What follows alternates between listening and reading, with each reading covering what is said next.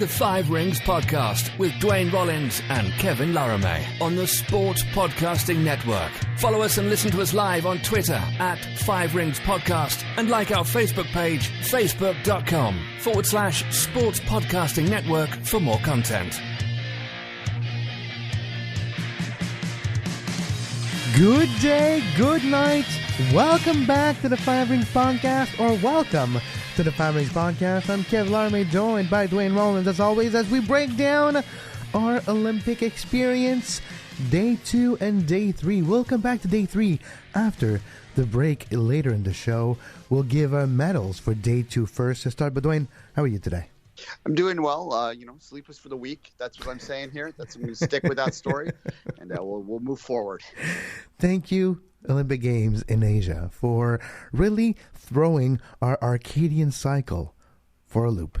All right, let's go ahead. Yeah, exactly. My eating cycle, I don't know what's lunch, what's dinner, but it's fine. You know what's great? I know you're not a coffee guy, but for me, I could not go through this with coffee. If there's a very good coffee sponsor, I could be a really good spokesperson for you right now. I'm more of the cold drinks with the caffeine, and it is how I consume, because I'm a man of my generation where pop was all we drank. But anyway, yeah, it's you need a little caffeine. Get it however you can. Exactly, to get through the hard life that it is to watch Olympics, an Olympic game. Day 2 and Day 3 here, as we took a little time Sunday to restart our circadian rhythm the proper way. Let's talk about Day 2, and we'll get back to Day 3. And of course, you're going to meld a bit in our minds. It's sometimes hard to differentiate which one is Day 2 or Day 3, especially when we don't do a show to determine the beginning and the end of each day. So we're going to talk about Day 2 to begin with, and I'll start by my wood medal today. We started with you yesterday. We'll start with me today. And my wood medal for Day 2, and that has been resolved since then, and we'll talk about it later. But the men's downhill on Day 2, I was really getting excited. It was early in the evening. I was like, all right, this is Day 2. I'm ready for it. I've got my coffee. It's about 8 p.m. at night. Everything's about to get ready, and then I watch television, and they tell me that unfortunately, due to high winds, we will not have a men's downhill. And that's my wood medal. It is a tradition here on the Five Rings Podcast that I give a wood medal to Mother Nature once a year, because usually once an Olympic, at least a downhill of some sort or a skiing event of some sort is postponed. We actually got it in the summer this time, too. The triathlon, if you remember back to the Five Rings summer coverage, was postponed because of basically a typhoon going through Asia at the time. So well, it's a good reason to postpone your marathon, because what if someone's last and a typhoon comes, and with the big wave, you're from last to first? You never know. It's a tough one, though. The weather you can't control, of course, other than, selecting where you're going to go in the first place and understanding what the weather patterns are. We could talk to the FIFA World Cup about that. I was going to say, surprise in November. Yeah, it's going to be November now. At any rate, but yeah, no, it's tradition that the men's downhill, which is usually what starts the Alpine events, gets postponed. So it rarely starts the Alpine events these days. But it's been it's a pretty venue. I'll say that about the hill up there, the mountain. I suppose it's quite attractive. But I was watching the giant slalom this morning, the women's giant slalom. There's a lot of people going out. I think that snow is causing problems up there in terms of the man-made element of it. It's very hard. There's a hard fall in the women's giant slalom today as well. That unfortunately, we're not sure how she's doing now, but she was stretchered off. So it's pretty dangerous sometimes. Yeah, it's always dangerous, that sport in its own. You forget, it's the original. It's the original extreme sport, right? Because when we think about the downhill, we think about our experience with the downhill, and the camera does not do it justice. If you would see what a real downhill course looks like, and you have to go straight down, yeah, you would really be scared, because I would. Yeah. I was scared. I've tried to do that, and now there's no way. I have to go left to right in a very horizontal fashion, not vertical like they do. Anyone who's skied, you go to the double diamonds. Imagine a double diamond that goes, forever. Yeah. That is, first of all, higher than the Statue of Liberty, the Empire State Building, and another building combined, which is pretty impressive. like I said, I think I said the other day that I'm a decent skier, but it's a double diamond is not something you take too lightly, right? It's you want to make sure that you're doing it right, and it's a scary sort of situation, as we say, the original extreme sport. But yeah, the weather you can't control. It did get off today. We'll wait for the second half. I don't know whether you have it in the medals or not. Yeah, but I did want to talk about it at some point. So, all right, let's go for your wood medal for day number 2. All right, if you listen to soccer today, you know how much I love VAR. Oh, it's just my favorite thing ever. The constant nitpicky look at the back and to look at everything closely in terms of reviewing plays. But I didn't think it would creep into my Olympic watching, but then I forgot completely about short track speed skating and how many times you have to stop and look, and you don't know what they're looking at exactly after a certain point. So my bronze medal is what I'm calling short track VAR. Now, I'm not actually blaming the decisions. I don't know the sport as detailed enough as I should to or as I could to make a statement on whether they're making the right calls. But what I will say is that it's tedious to have to stop all the time. And I get it, but it's still just tedious to watch constantly. And we were watching the short track play out this morning in the 1,000-meter final. We'll get to that in the second half maybe, but the 1,000-meter final was just outrageous. There was like a push and a shove. It's a bloody tackle. Yeah. So Duane's wood medal given to VAR, video assistant refereeing in the short track world. Which, you know what? Not a bad way to go about it. All right, it's time to move to the food portion of today's show. Let's move to the Poutine Medal, Duane, and I'll start with my Poutine Medal for day 2. The Poutine Medal is given to our best Canadian performance or moment of the day. And for me, my favorite moment of the day was one that left me in a place where I thought it was really dusty in the room where I was. Maybe even a bit more of a emotional state where it was kind of hard to keep my composure. I was crying a little bit when Justine Faux-Lapointe did her jump in the final of the Moguls. And of course, she's been really successful over the last few years. She's won medal in straight Olympics. And this time around, she was doing her run in the final. She did her first jump. She landed, lost control, and landed heavily. And missed a couple Moguls. It was really painful to watch. It looked like she was hurt. She got back up. She asked for a pole. She continued. She continued all the way down. And then she hugged her sister, and she used to be on the podium of the Olympic Games with her sister, and they're 3 sisters, and they've gone through a whole lot of emotional events over the last few years, from the health of one of their parents to all the way to winning and to bad injuries and to some of the sisters retiring. So a lot of emotional moments for the great sisters, and Justine fell, but she thought it was really important to finish the race, and she got back down, and then she started to talk to the camera, and she was saying, I didn't want to finish this race like that. I think it's important that people know that when you fall down, you got to get back up and you got to finish, and it was important, and I went to see my sister, and she was telling me that it's important that I come and see you and talk to you guys, and it was such a beautiful moment. And for Justine Faux-Lapointe, who knows what the future holds? They're starting to be really busy with their television career. Who knows if in 4 years' time she still will be competing? If this was her last Olympic moment, it was one to remember. Certainly, yeah. And if you don't, they're quite famous, particularly in Quebec, as you mentioned. But they were the darlings of a few Olympics ago. So absolutely, Canadian Olympic legends there. So a legend in this particular case, and not the best way to go out, but sometimes those, gloryful losses are more memorable than the wins in some ways sometimes. So that's a good one there. I'm going to go with a different sort of track from my Poutine. It is a performance, not exactly a podium performance, but a performance that was reaching the best potential and taking the sport that he was involved in up to a higher level than it typically has been in this country. And I'm going to go to the ski jump. I know you like the ski jump, and I'm going to put Mackenzie Boyd-Close, his 12th place finish in the men's long, or that was the regular hill. But it's not a sport that we're particularly good at in this country. There's only one ski jump out in Calgary that exists for them to train at. So it's a difficult sort of situation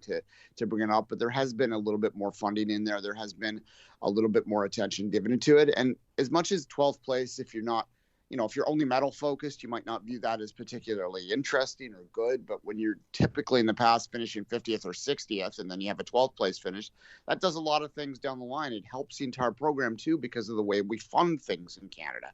I've talked about it on the podium. I talked about it on the first show, first medal show this week, about how it rewards success. So getting a top 12 finish in the Olympics means you're going to get a little bit more money injected in there. It's going to mean that the next generation that follows him up, he's still young, so he probably has another Olympics, but next generation beyond him will also get more opportunity because there's more money in the program now. So it's just, it all matters. And it was a good performance, and they did well in the team event this morning too. It's not the medals for me there, but also a decent performance for them. Especially for a country like Canada, that we're not known for our ski jump prowess. And I was watching the team event. It was not my first screen, so it was maybe screen number 2, and the audio was not on, but I was watching it when I was working on other things, and I was impressed by Canada's result because we're not last. And just being part of that team competition, having a man, woman, and all the result combined was very important to see also for the future of the sport.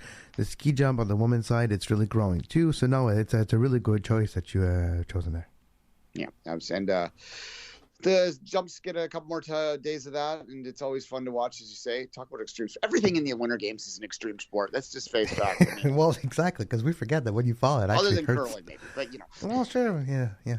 Ask. It might not be an extreme sport, but Duane, later on in the show, we'll talk about how extreme precision sometimes is needed in that sport, and maybe sometimes it's missing.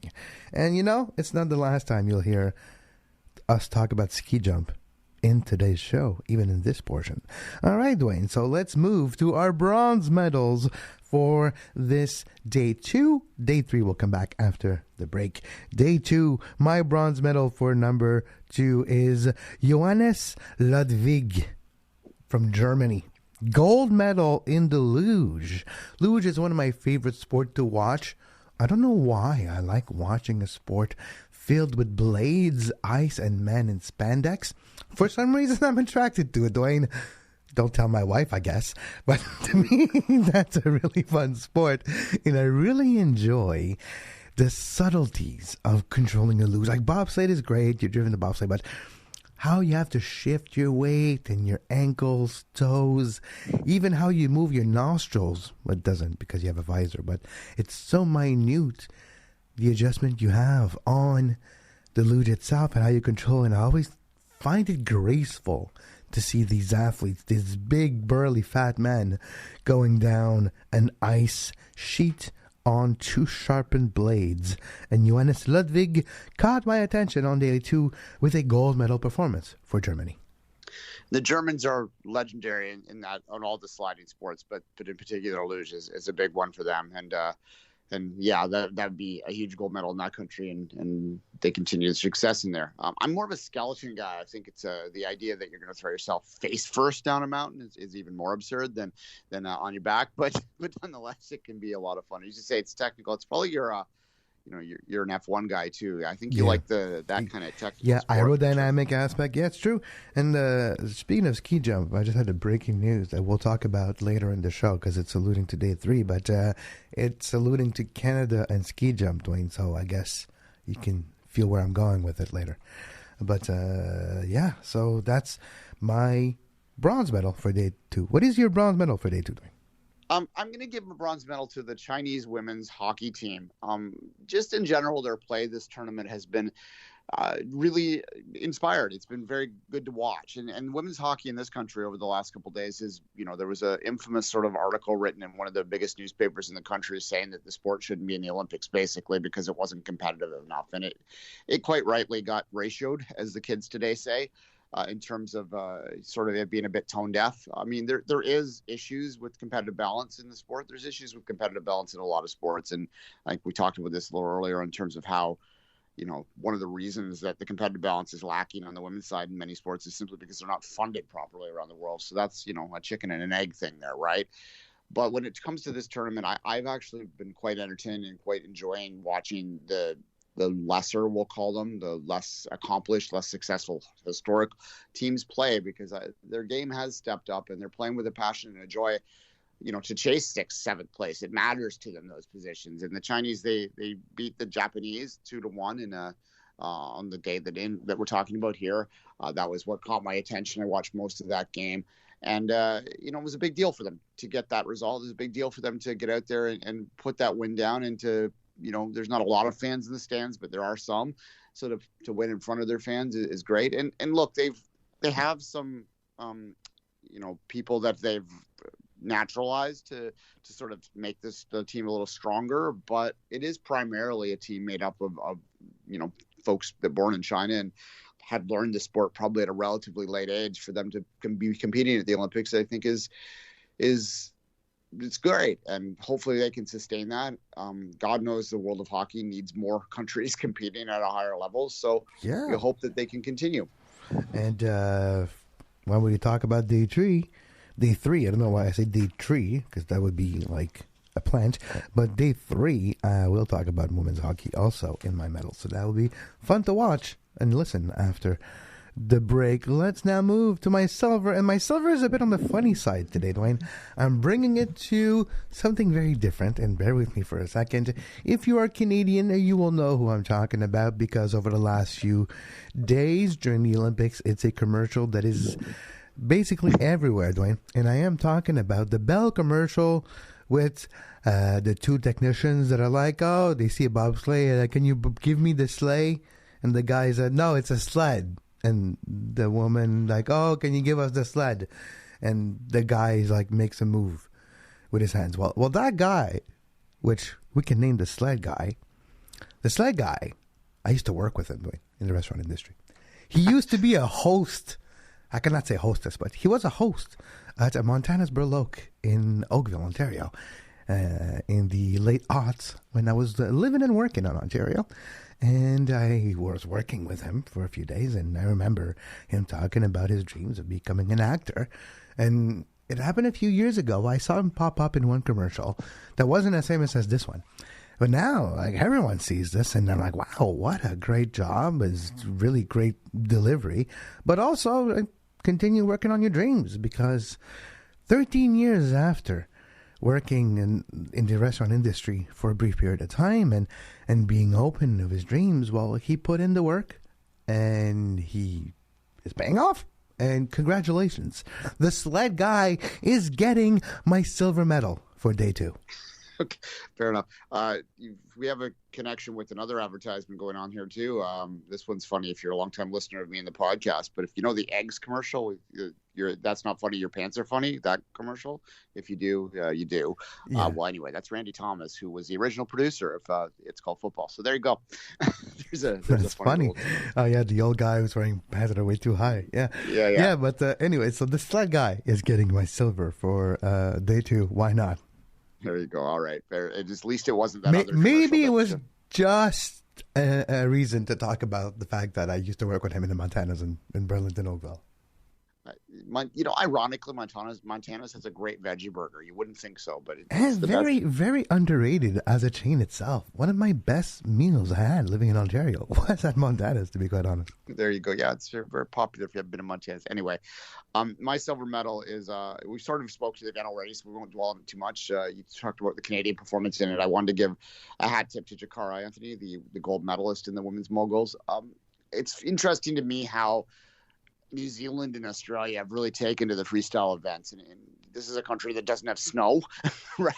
So it would make sense that some of the sports where you don't need snow all of the time to train, they would perform well in.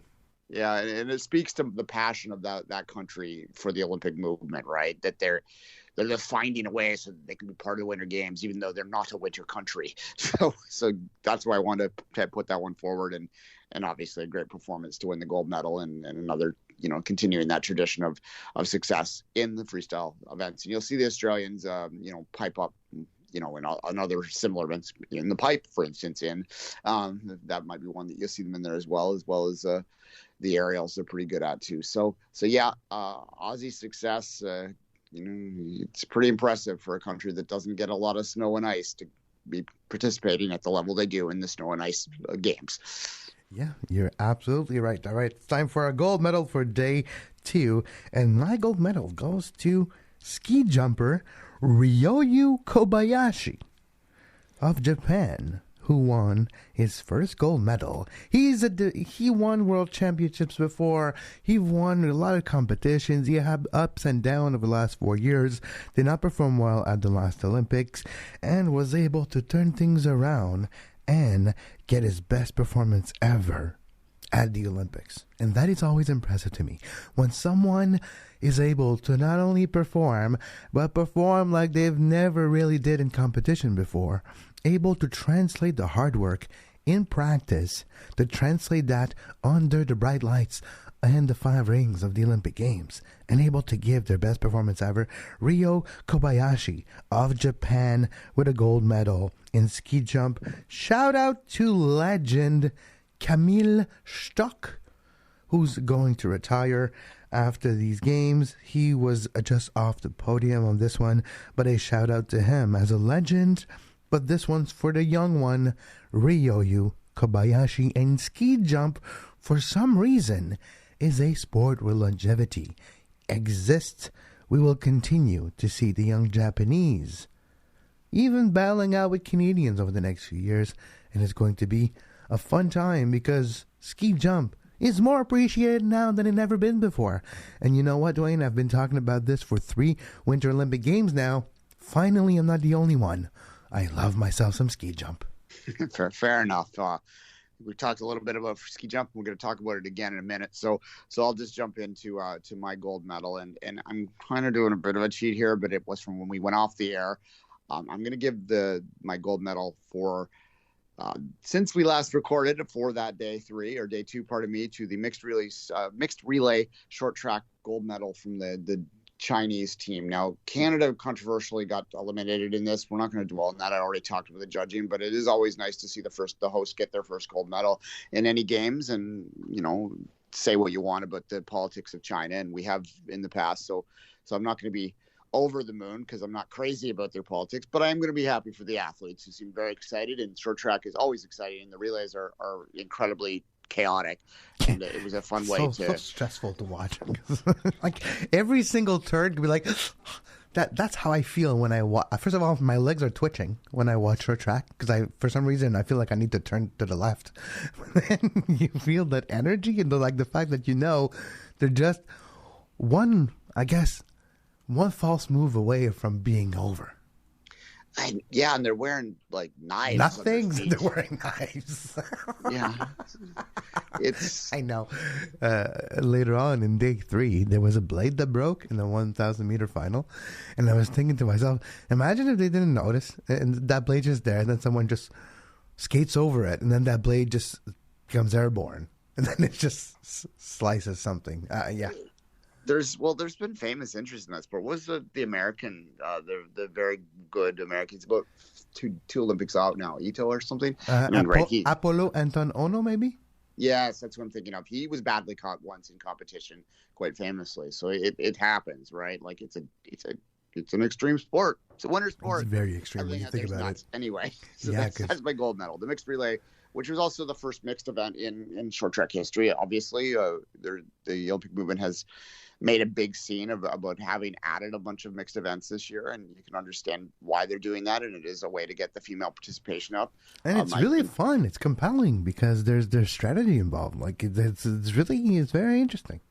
Yes, exactly. And the women's rate too, for the first time, there's more than 50% of female participation in these games. It's 53% of the athletes at the Olympic Games are female, which is part of the effort that they've gone for a while. And it wasn't too many Olympics ago that number would have been around 30%. So that is something that they tried to address over the last decade, and they have. So you got to give credit where credit's due in that particular case. That's very true, which we have wrapped up our medals for day 2. We'll take a short break. We'll catch our saliva once again and come back and talk about day 3 right here on the 5 Rings Podcast.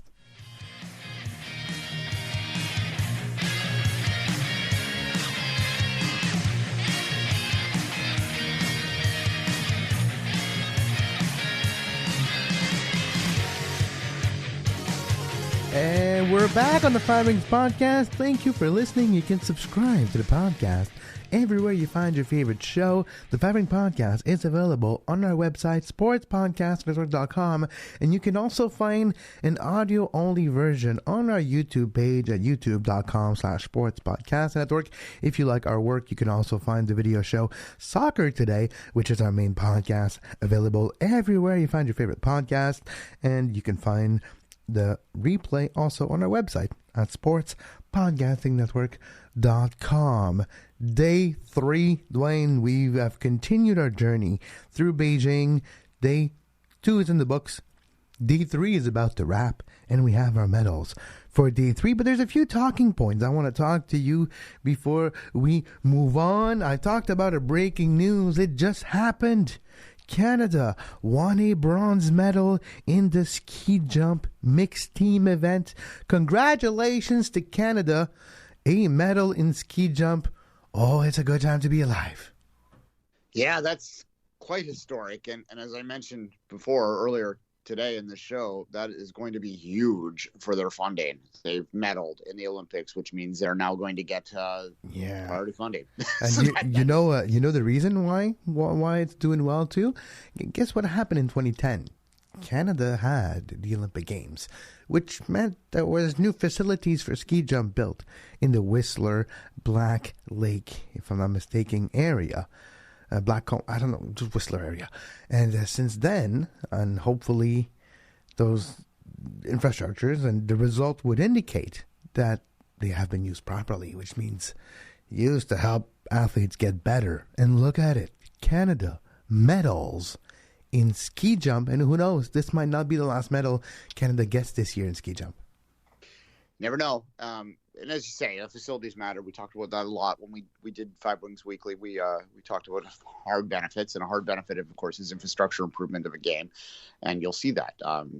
You'll see increased funding too. Is kind of a hard benefit. So it all plays in, and obviously the Vancouver Games have been seminal for this country in terms of its Olympic success. I think I mentioned this the other day.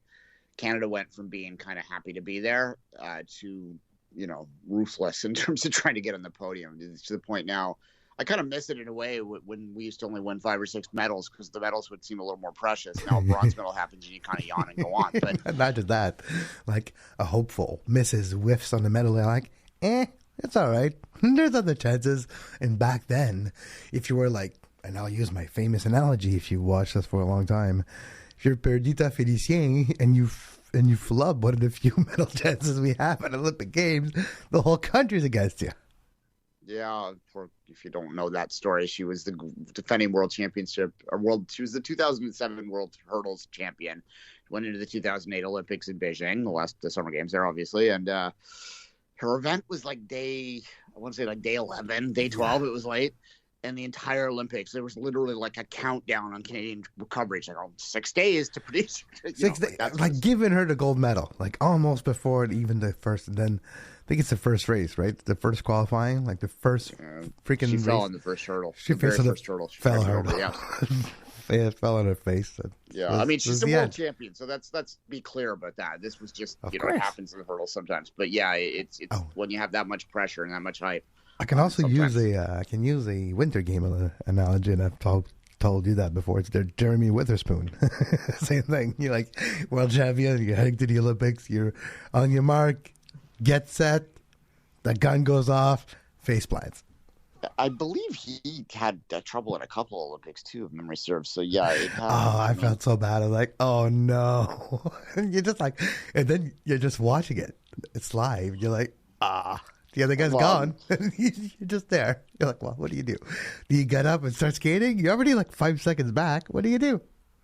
It's you mentioned that earlier today. When you fall in the Olympics, what happens? I mean, exactly. It's how you get back up. The glorious failures are sometimes as popular. I mean, there's the famous in LA going all the way back to '84 when the father ran out in the track, which that wouldn't happen now. They'd probably get tackled trying to get out there, but to help the athlete around. These are humans and they have pressures, and you see some athletes thrive under it and some athletes struggle with it. I think when we talk about curling, I might have a mention about that that exact thing in a second. So, well, we can talk about curling unless you have it in one of your medals. So, is it one of your medals? I don't have. I have. Yeah, sir. Not it is, but not exactly the same. So Okay. that's we might as well talk about the Canada here. Yeah, we can just talk about, you're right, the mixed curling, Canada mixed doubles, Rachel Homan and John Morris. For some reason, that yell is going to be stuck and imprinted in my brain forever. Harder, John! Harder, John! It's going to be stuck in my mind forever. Did you know that sometimes an entire life's work can fit between a millimeter? Yeah. If you didn't see this, the curling, the final game of the round robin, Canada needed to beat Italy to advance to the playoff. There's only the 4 teams out of a 10-team round robin. Only the top 4 would advance to a straight semifinal final knockout, and Canada needed the win. Now they shouldn't have been in that position. They shouldn't have been. They shouldn't have lost Australia. Yeah, well, they were inconsistent all week in terms of their play, and a big part of that probably was they didn't have trials here in Canada for that. This was a hand-selected team.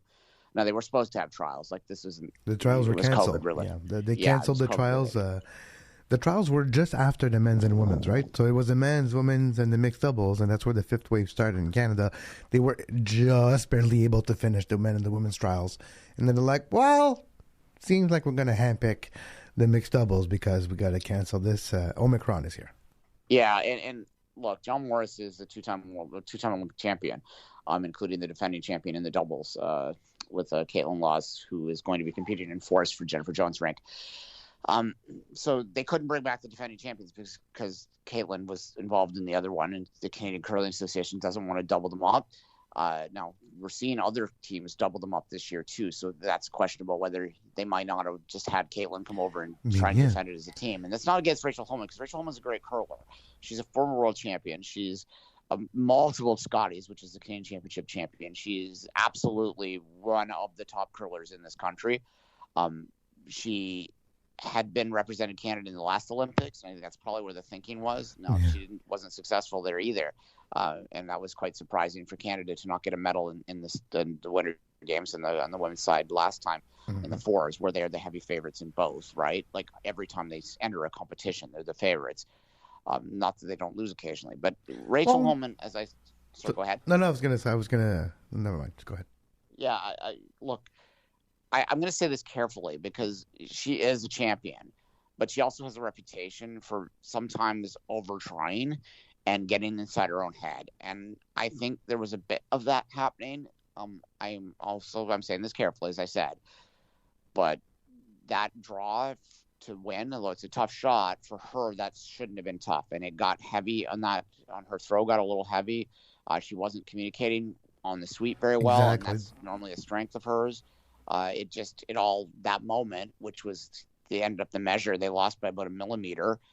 It shouldn't have been that close, and they shouldn't have been in that position because, as I said, John Morris coaches Australia. They had only won one other match all week, and they lose that game where that would have put them in. And then they have to beat the Italians, which were undefeated, which were 8-0 at that point in round robin. This was the last game, and this was late last night. And you talk about the communication. That's what my wife told me. I watched this match with my wife, and my wife, she's not a sports aficionado. She's not a curling expert. And she was telling me that there seemed to be a breakdown in the communication, fortunately, and it wasn't swept in the proper way to curl it enough to slow it down for it to be perfect if it was heavy to begin with, is what I found in my research when I was looking at this, because I'm not a curling expert either.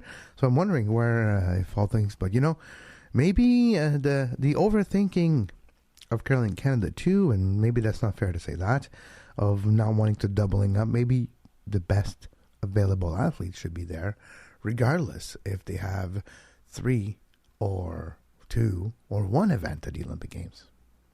Yeah, for sure. I think that they got unlucky with the trials. I do believe that Canada needs to address and to look seriously at how they select their doubles teams for the next Olympics, because I think that the sport is probably going to move closer and closer to more specialist teams. Yep, I agree, because there's a whole lot of differences, and that's what actually is compelling about. It feels more like regular curling, where not all shots are perfect, right? It's more of a chaotic, where you see great moves like that Italian almost triple exit move where you sort of tuck, and that was so beautiful, and the stone almost came back. It hit, and it was so perfect. Yeah, the spin had it coming backwards a bit. Yeah, it's crazy, and you rarely see those triple takeout or quadruple takeout even now in curling, because they're so good. The fact that they have autoplays balls, autoplays stones, and the fact that there's power plays and penalty kills and a couple of different rules where you're not allowed to take stones out before a certain point of the draw. Those things are kind of bringing some chaos, and it's kind of compelling to watch. Yeah, well, the doubles game, I agree. I am a curling fan, as people know. And I love the fours games, but the best comparison I can give, if you're an international sports viewer, you'll get this. It's like T20 cricket versus Test cricket, right? That the tradition game is the fours, and it will always have, the connoisseurs will always love it. But when you're just talking about a general audience, the doubles is just far more interesting to watch, because first off, it's quicker. It takes about an hour to play a game, as opposed to about 2.5 to play a fours game. 2.5 would be like at the top level, like a really strategic game, but it takes a long time. The scoring is less in the fours game, because the strategy in there is to maintain control, and you maintain control by keeping the hammer, by keeping the last rock. So if they can't score 2 or more, you're just not going to give last rock up. And there are some teams at the elite level which have just mastered the ability to blank ends now. So you have like the Scotties final last year. Sorry, not Scotties, pardon me. The Briar final last year, men's championship in Canada, was dull as dishwater. It was blank end after blank end. It was just horrible to watch. So that's something that they're trying to address too. And curling has, over the years, added tweaks to the rules of the fours game to increase the scoring. Like it used to be, you could remove rocks all the time. Now they have rock rules in place that you, just like in the doubles, that you have to keep them there. It was, if you go back to the 80s or the 90s, early 90s, when I first started to watch this, like it was, you could just clear it. Any rock could be taken out at any time. And so they would take out all the rocks, and the one who had the hammer would win 1-0 every single end. Yeah, they would just knock all the guards off the top, right? Like it was pointless. It's so annoying. You put a guard up. Guard, let's take it down. You put a guard up. You were waiting for a blast. Like you had to wait for someone to miss. It was a game of errors. Now, there used to be more errors back then, because the curlers weren't as good, and B, they were using the brooms sucked back then. Yeah, the yellow brooms revolutionized everything. If you don't know, is about 13 years ago, one company invented one broom, and one just broom surface that was like revolutionary and so good that the teams that didn't have it would lose. It would literally be the deciding factor in games, and then since then, it's just been standardized. Well, yeah, like you remember the swimsuits back in the summer games, how that changed everything too. Or exactly, my favorite is, very similar technology also, because it's a fabric that creates high friction points and creates a high level of heat compared to another point, and it's a very microfiber type of fabric. So. And as Kevin said earlier, if you don't know the sport at all, it looks silly to you sometimes when they're sweeping. Like, what's that even doing? But what it's doing is quite incredible. They can move the rock. A world-class curler can curl a rock probably 2-3 yards. They can move it or control like hard versus fast, and that's that. As you said, the sweep wasn't there with Rachel Holman wasn't communicating what was happening. You kept hearing John Morrison that while he was in front of it sweeping, going, "Rachel, I need the line. Where's the line? Rachel, tell me the line." He was like, his voice was cracking. He was so frustrated by it. And that, look, again, she's a great curler, and she's very good at the calls usually, because that's her strength. She's a skip in her 4 games, so she knows the ice and she knows how to read the play, and her strategy is very good. But there's just something clicked at that point, and it just didn't work out for her. But alas, and they were both, like, I felt so bad for them at the end, and I feel bad for her all the time, because she gets a lot of flack for that, and she's a very serious woman. And on the ice, she doesn't look like she's having fun, and that results to her sometimes getting unfairly criticized as being mean or whatever. And that's not gonna change right now. And that's the unfortunate part, is her redemption story does not have a satisfying end, unfortunately, and that's kind of like where it is. She's not retiring anytime soon. No, but will she be back? We'll see. You never know. First of all, she's a better skip, so if she'll be back, it's because she's a skip. And until Jennifer Jones retires, it's going to be hard to beat her. She did it once, but yeah, I mean, Jennifer Jones might retire if she wins a gold medal. Sure, but Caitlin Laws might take over or something. Yeah, we'll have to see. Yeah, we'll see those. We'll have lots to talk about them this week. So perhaps we'll move on now. But yeah, it was very disappointing. But there's still 2 more great games of the doubles to take place. The medal games a week tonight. So I'm sure we'll be talking about it again tomorrow. Yeah, exactly. All right, let's move on to our medals for day 3. I'll let you start, Duane. Go with your wood medal for day 3. I'm calling it Maskgate. If you missed this, there was, I guess you could call it COVID Gate too. I did miss it, actually, because I went to bed at 10:38, so I woke up and I was like, wait. I was looking for the score, and I saw the whole thing, and I was like, holy, I missed a good one. Yeah. If you did, okay. For those that did miss it, what happened is that Canada and Russia were playing in the second last game of the round robin for both teams last night, and the game is supposed to start at 11:10 Eastern time, and it's the Russian team's on the ice, but there's no sign of the Canadian team. It comes to find out that the Russians had not provided the negative COVID test to the Canadian team, which is required by the rules of the tournament, that you have to do your tests, your rapid tests, and then you have to show them to the other team. And Russia, for whatever reason, did not do this. And the Canadians were like, well, we're not playing until we see those tests. And look, you can have all these COVID conversations if you want. We're not debating the merits of COVID testing here, but they're required by the rules. Russia didn't provide them. Eventually, there was some kind of agreement that took place that Canada said they would play the game if the Russians wore the masks. The full mask under their helmets. The Russians said, we'll do that if you do it as well. So that's what happened. They played a game with no mask, or with masks on, in which that's not ideal for an elite athlete to be playing without a full, with a mask on them. I mean, you can get it, and it does sort of betray the, sorry, I'm going to be a little political here. If elite hockey players can play an entire game with a mask on, you can probably go to the store with one.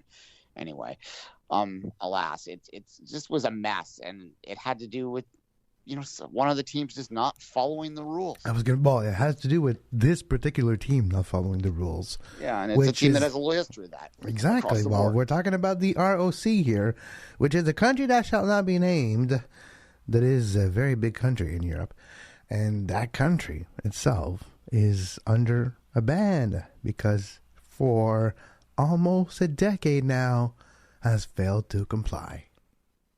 Yeah, and it hurts themselves. I mean, I guess they don't care because like at home in the Rock, they will gaslight and say that all the things you're seeing aren't true, and the world's just jealous of us, and they don't, they say stuff like that, which is a load of what. So at any rate, but it does take away from their athletes to do other remarkable things. I mean, I'm going to talk about a Rock athlete later on in this who deserves to be talked about because of the accomplishment that she had yesterday.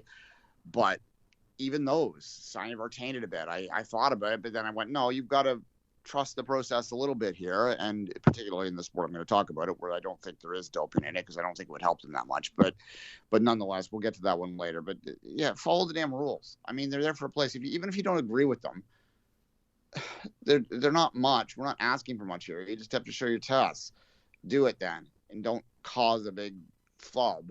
And for those people out there, I saw people out there criticizing Canada for not agreeing to play. Well, that's just people trying to put their own anti-measures spin on something. It's not really the point, guys. It's always guys. The point is to make sure that you're competing as fairly as possible, and that includes contributing by the rules. Because why would Canada play this game? They know that they're going to play for a medal. They don't want 5 of their players to come down with, to test positive because they were exposed to COVID. So they need to have that assurance, and that's just where it comes down to.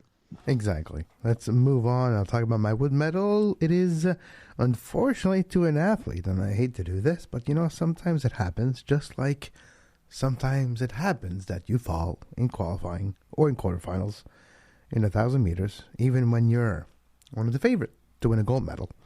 Talking about Pascal Dion, 1,000 meters and short track speed skating, and it was a chaotic day in short track speed skating overall, especially in the 1,000 meters. The referee was very busy, but Pascal Dion unfortunately fell, and it was on his own, and it happens, and the ice quality is a bit in question for short track too, and the conditions were described by multiple athletes as very dry. The ice is very dry, and they don't water it enough, is what it comes down to, according to some athletes that have taken part in the short track speed skating at the center. So Pascal Dion gets the wood medal, also the ice conditions for the short track competitions. Yeah, dry is a common thread for a lot of the conditions out there in Beijing. It seems to be part of the climate, I suppose. Like dry ice, the ice at the curling venue was criticized a little bit in the beginning too. Obviously the snow we talked about earlier today. Which is funny that they would call it dry, because when you think about it, the ice cube was created to be pools. Yeah, well, that's the humidity is causing the problems, is what's happening there. But yeah, it's funny that humidity is causing ice to be dry. But yeah, yeah. At any rate, but it's I do give them credit for recycling the facilities, though, as we said. Oh, definitely. Shows. Yeah, not just but recycling, upgrading too. Like they added like proper LED lights outside, and they're able to to write things on them. They really invested more money on these, and yeah, you're right. It's a rare recycling of events. Yeah, look, I mean, China is not a world power on the winter side. They're big and they're China, so they're going to win medals, but they're not. It's not their area of expertise. Like this is kind of an emerging winter games in a lot of ways. An emerging country hosting is what I mean. So they're gonna, sometimes struggle to find the right conditions because it's just not natural. But it is what it is. It's here it is, and you have to give the winter games to different parts of the world. And we can argue about whether this particular country should have gotten these games, but that was an argument that you had to have in 2015. So it's done now, and here we are. No, you're right. You're right. All right, and we can continue now and move on to our Poutine Medal for day 3. Duane, your Poutine for day 3. I think we're going to talk about this competition again. I am going to give my Poutine Medal to Max Perot and Mark McMorris, who were, both on the podium in the slopestyle in what was an incredibly fun and exciting and amazing event. I love the slopestyle so much. They're insane. Like these people are not normal. They're not like us. What they do out there is highly, highly entertaining though.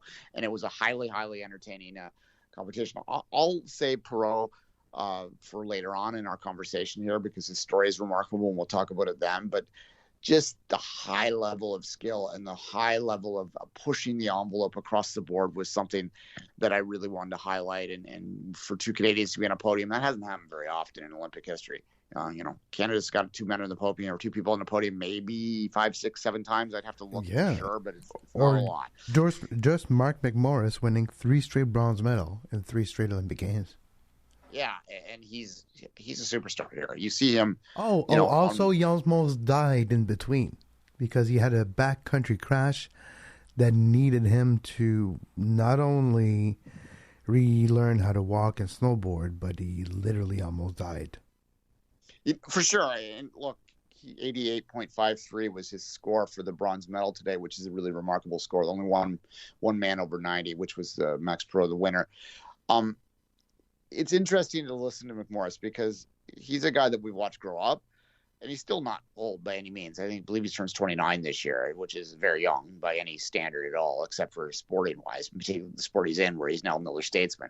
And you can see the maturity, and you can hear the maturity in his voice, and he has gone from being radical dude, 2 Olympics ago, which was kind of fun, to kind of a guy that has is got a philosophy and is understanding that a bronze is something to be cool about, and that he's had a remarkable life and feels lucky and privileged to be there. You can tell in how he presents himself now, and he didn't win the gold medal, but he's on the podium again, and he's proud about that, and he should be. So yeah, it was. We'll say Perot, and I hat tip to the Chinese rider too, who really pushed the envelope. And I thought, Oh, yeah, I don't have him in a medal, but I do want to talk about him. Su Yiming, who won the silver medal. He finished first after qualifying.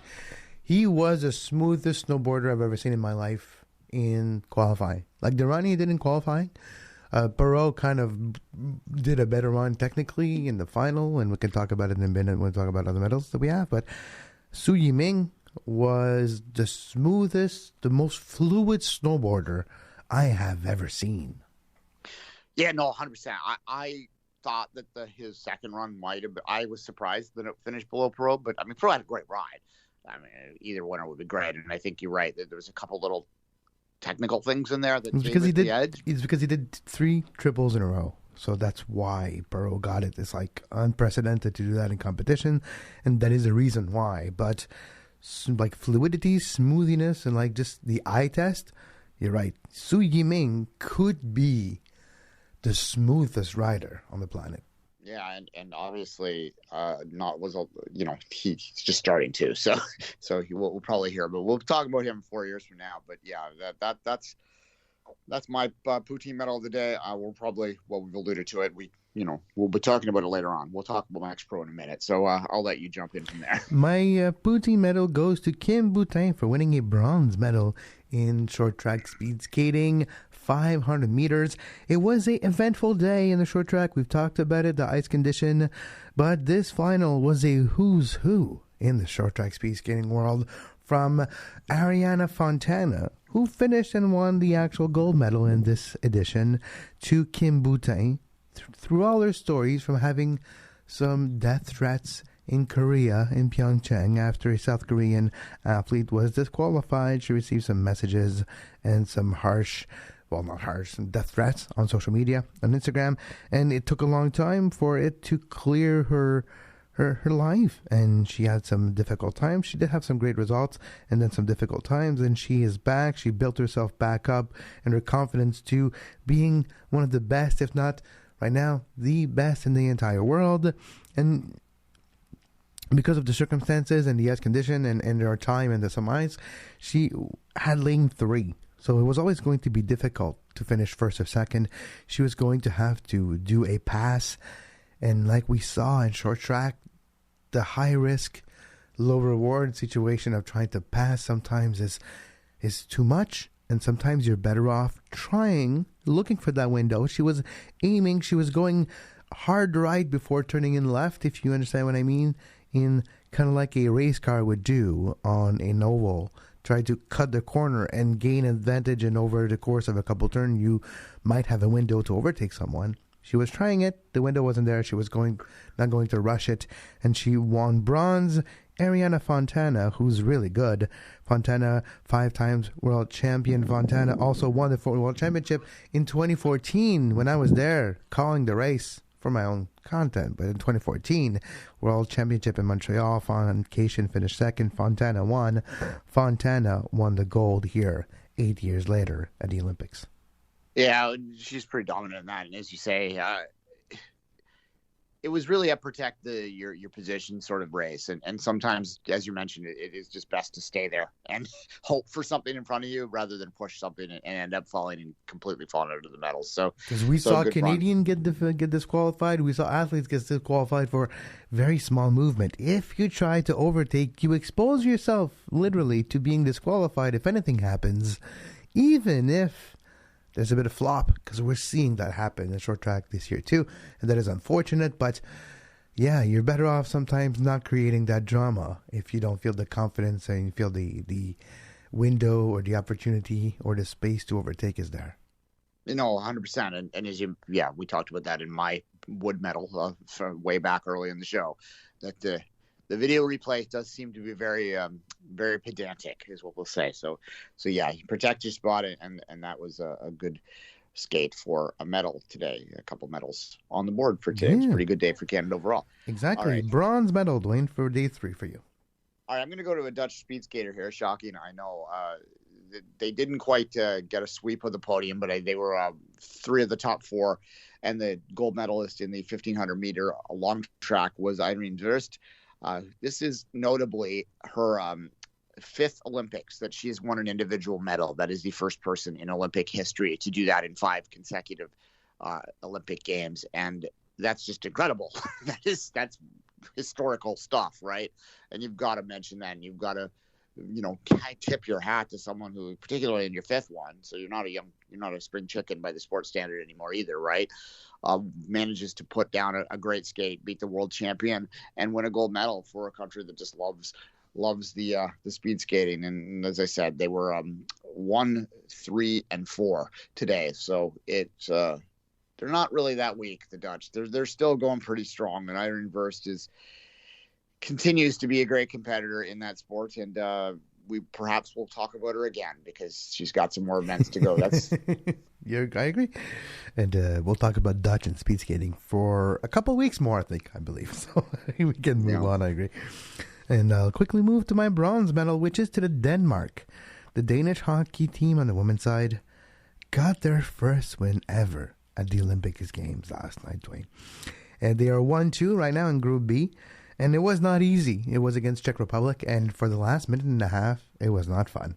It was stressful. They had a few opportunities. They went down a player. Then it was 6-4 for the Czechs. And the commentators were like, oh, Lord, this might not happen. And the Czech got an amazing chance. The puck was on the stick of the player. She was going to almost send it in an open net. She flubbed it a bit. It was a big save. And then the puck got off. And there was 4 seconds, 3 seconds. The puck is now in the neutral zone. And you can tell that the Danish team is going to start losing their minds, to not say losing other things. And then they all jump on the ice like they've won the tournament. Their first ever win at the Olympic Games in Group B for the Danish hockey team on the women's side. Congratulations. You've won not only the game, but also my support. Well, and I've mentioned that sort of speaks to what I spoke to earlier on when I talked about the Chinese women hockey team. It's that if you're frustrated by the dominance of the top two teams in this sport, then just watch the rest of the tournament, because the rest of the tournament is not blowouts. It's quite competitive, compelling, interesting games, and the battle for bronze is going to be quite interesting. I'm not sure who I would tip for that. Maybe the Rock. They do seem to be coming together, but it's pretty wide open. And the format that they use in women's hockey reflects the disparity of teams.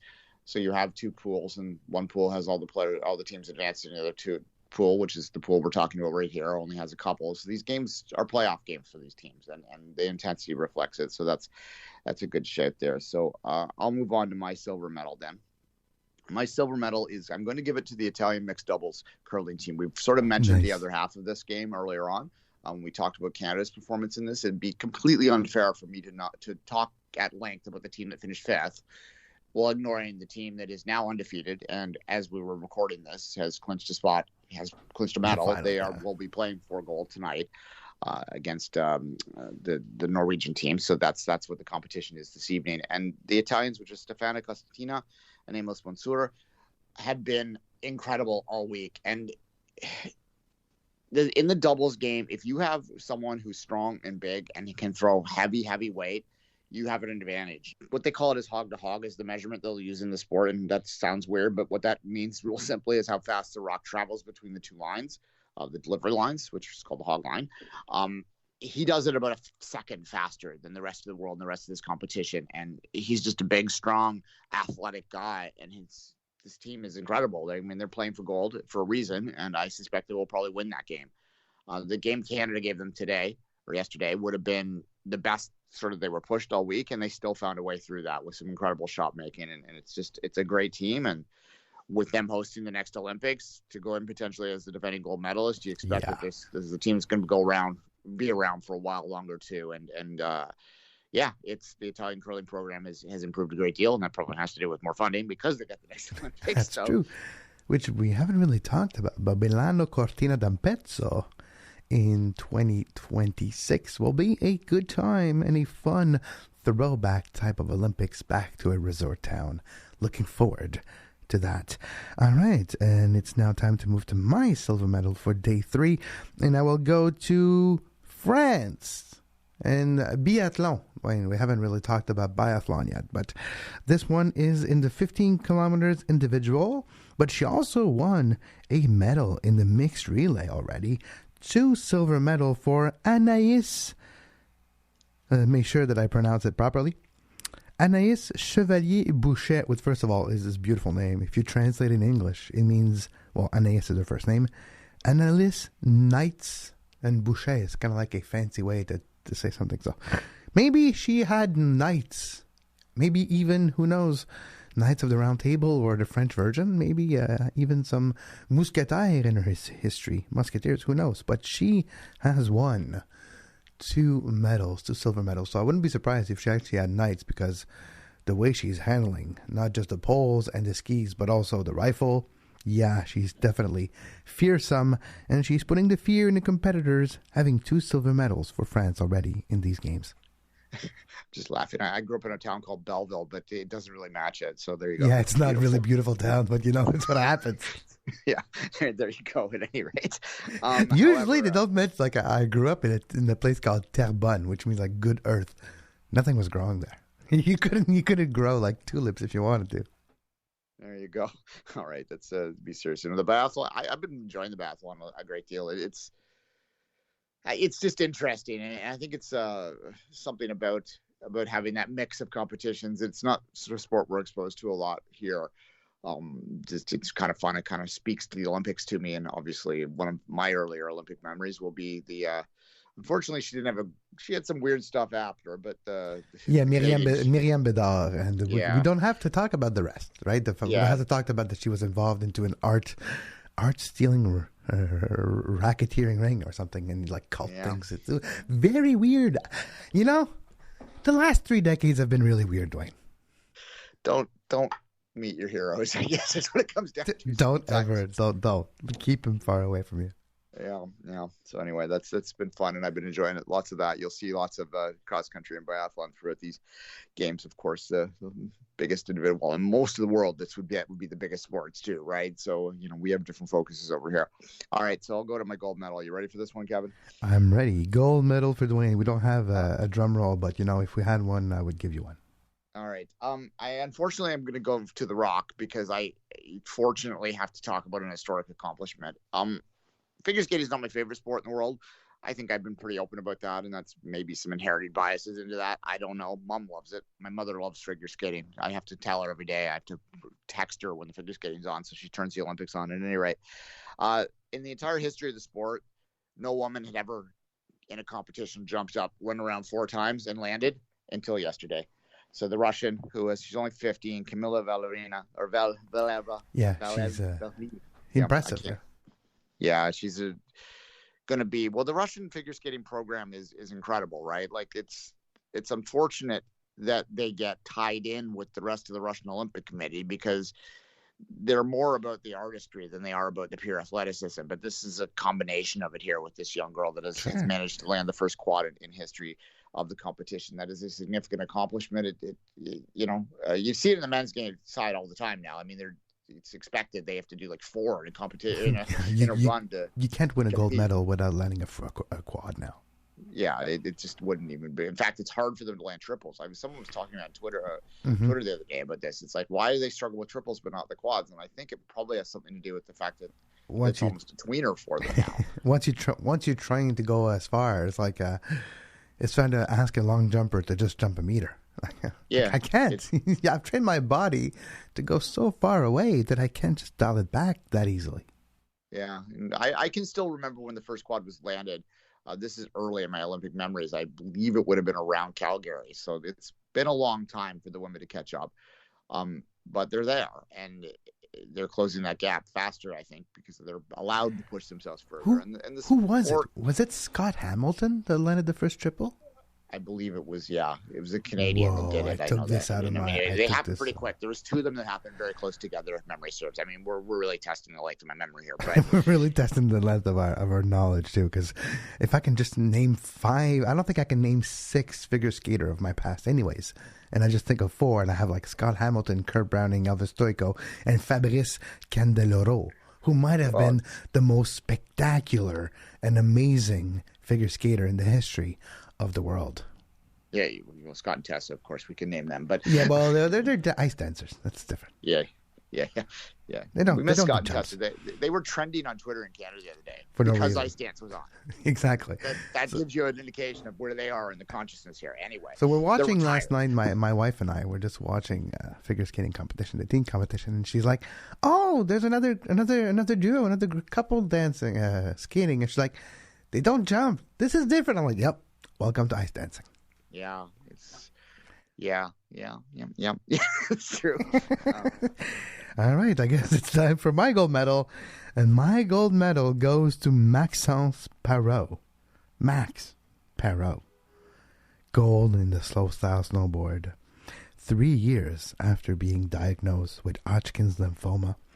3 years after going through 12 rounds of devastating chemotherapy that ate away at his muscle, that took away his cardio, that took away his coordination, rhythm, smoothness, sync, all these synchronicity. These things are essential to be a good snowboarder. Spatial awareness. 3 years later, he wins a gold medal with the run of his life, never in competition, had he landed stomped 3 triples in a row. And he did. And this time after barely qualifying for the final. Max Parrot got the gold medal. Of course, Su Yiming, the Chinese, finished second. Canadian Mark McMorris got his 3rd bronze medal in a row.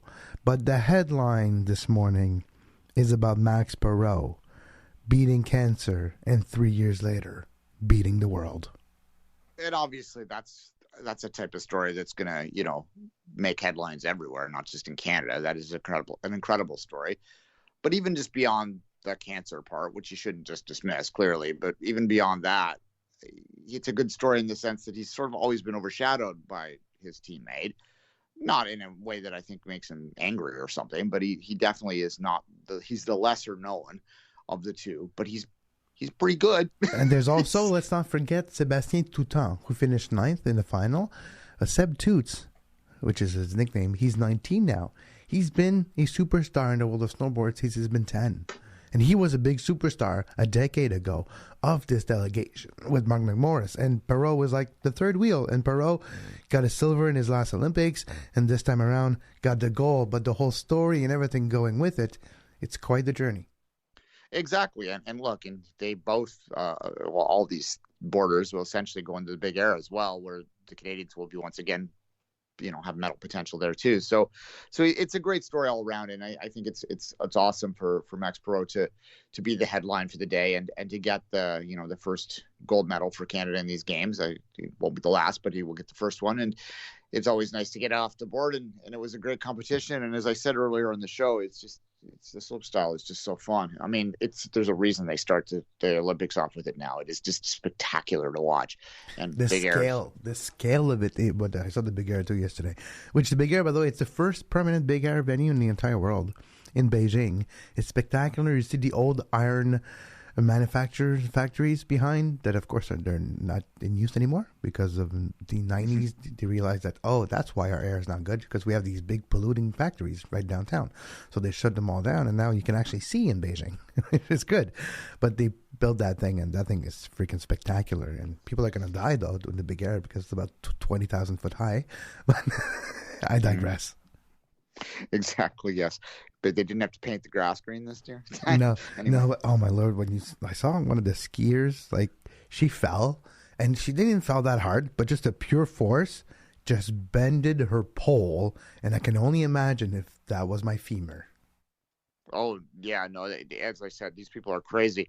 I'm just seeing my first medal ceremony in the background as we're recording here. I'm so mad at the whole idea of medal ceremonies. Don't get me started.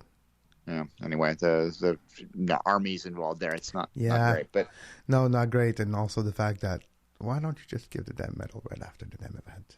Like, I don't understand. Yeah, I mean that started actually. You can blame Canada for that. You can blame Canada. The first Olympics that did the ceremony was Calgary, and at that time it was in the Olympic Square there in downtown Calgary. They wanted to open it up for people that couldn't afford to go to anything. They just made that a free, and there was a concert, and they showed the medals at night. And that was kind of a nice gesture to the general population. Well, now it's a ticketed event. Exactly. So, you knew that was not going to stay. Like, oh, wait, we could actually sell these tickets? It's like, we don't have to add events to sell more tickets? Done. Anyways. So, yeah, and it doesn't make any sense at all in a COVID Olympics, but nonetheless. So there you go. Look, the big airs, all that's great stuff, and it's great stuff that China can see too. So that's good too. Exactly. On that note, we'll take some rest. We'll be back with day 4 tomorrow. Until then, you can follow this show on Twitter at 5 Rings Podcast. You can follow Duane at 24th Minute and myself at Kevin Laramee. Podcast version of this show available everywhere you find your podcasts, and on our website, sportspodcastingnetwork.com. We have an audio only replay available on our YouTube page also, youtube.com/sportspodcastnetwork, and you can find all the other details everywhere you find your favorite podcasts. But as always, for Duane Rollins, I'm Kevin Laramee. Enjoy some rest, enjoy day 4, and we'll be back tomorrow to break it down. And as always, have a great Beijing 2022.